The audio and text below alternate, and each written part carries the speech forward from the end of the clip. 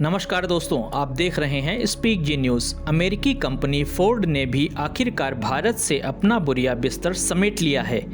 इसके साथ ही पिछले 5 साल के भीतर भारत से फोर्ड, हार्ले डेविडसन, फिएट, मान, Polaris, general Motors, United Motors motorcycle जैसी 7 प्रमुख ऑटो कंपनियां बाहर हो गई हैं।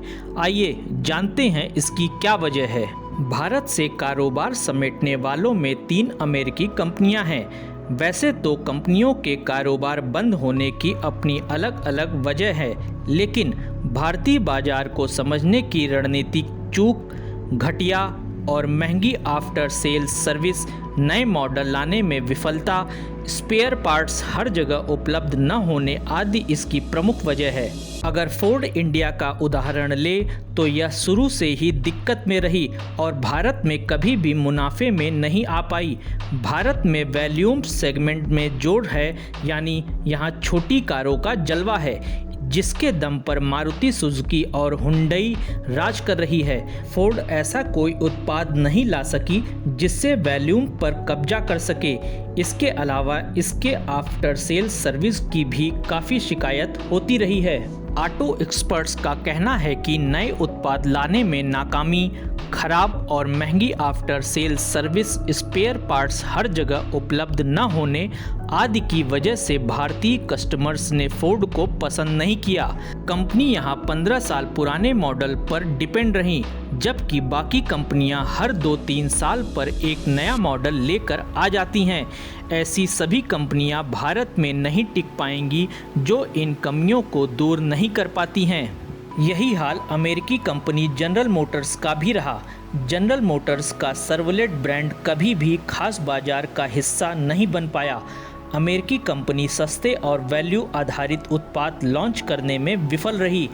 एक वजह यह भी है कि भारतीय कारोबार का अमेरिकी कंपनियों के कुल कारोबार और मुनाफे में योगदान बहुत ज़्यादा नहीं है, इसलिए नुकसान होने पर वे बोरिया बिस्तर समेट लेने में ही अपनी भलाई समझ रही हैं। इटली की कार कंपनी फिएट की वर्षों से भारत में प्रतिष्ठा थी।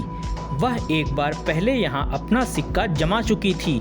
इसी दम पर उसने फिर भारत में पुंटो, लिनिया जैसे उत्पाद उतारे, लेकिन दोबारा कंपनी को ज़्यादा सफलता नहीं मिली और उसने साल 2020 में अपना उत्पादन पूरी तरह से बंद कर दिया। अमेरिकी यूनाइटेड मोटर्स ने लोहिया मोटर्स के साथ साझेदारी में भारत में कदम रखा था, लेकिन इसके मोटरसाइकिल्स भारतीयों को पसंद नहीं आई और इनके खराब क्वालिटी की शिकायतें आने लगी, जिसकी वजह से यह कंपनी भारत में जम नहीं पाई। अमेरिका के luxury motorcycles brand Harley Davidson का जाना इसके भारतीय कद्रदानों को खल गया था। सितंबर 2020 से कंपनी ने अपना भारतीय कारोबार बंद कर दिया।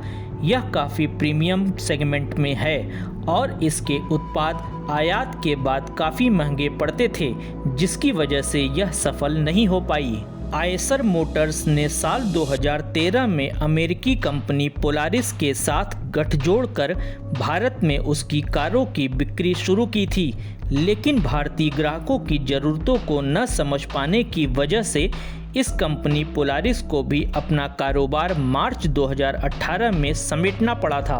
वॉल्क्सवैगन की ट्रक और बस निर्माता कंपनी मान को भी साल 2018 में भारत से अपना कारोबार समेटना पड़ा। यह कंपनी भारतीय बाजार की ज़रूरतों को नहीं समझ पाई और इसके उत्पाद यहां चल नहीं पाए।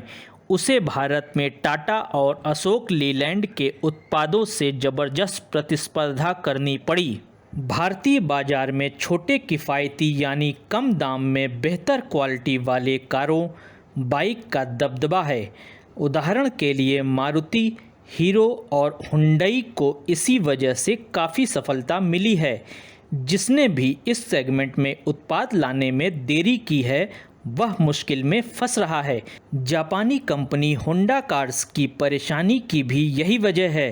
होंडा अभी भारत से बाहर नहीं गई है, लेकिन उसने ग्रेटर नोएडा का अपना प्लांट बंद कर दिया है और कंपनी मुश्किल में चल रही है। दोस्तों, अगर सब कुछ ठीक रहता तो साल 2020 में भारत दुनिया का तीसरा सबसे बड़ा ऑटो बाजार होता, लेकिन कोरोना संकट ने सब गड़बड़ कर दिया।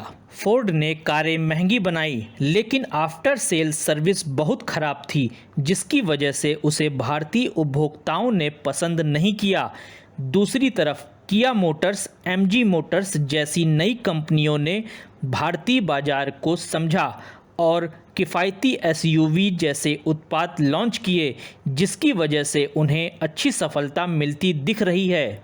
दोस्तों, अगर आपको हमारी ऑटोमोबाइल कंपनियों की जानकारी अच्छी लगी हो तो लाइक, कमेंट और शेयर ज़रूर करें। जिन्होंने हमारा चैनल अभी तक सब्सक्राइब नहीं किया है वो सब्सक्राइब कर लें। हमारी खबर पर बने रहने के लिए धन्यवाद।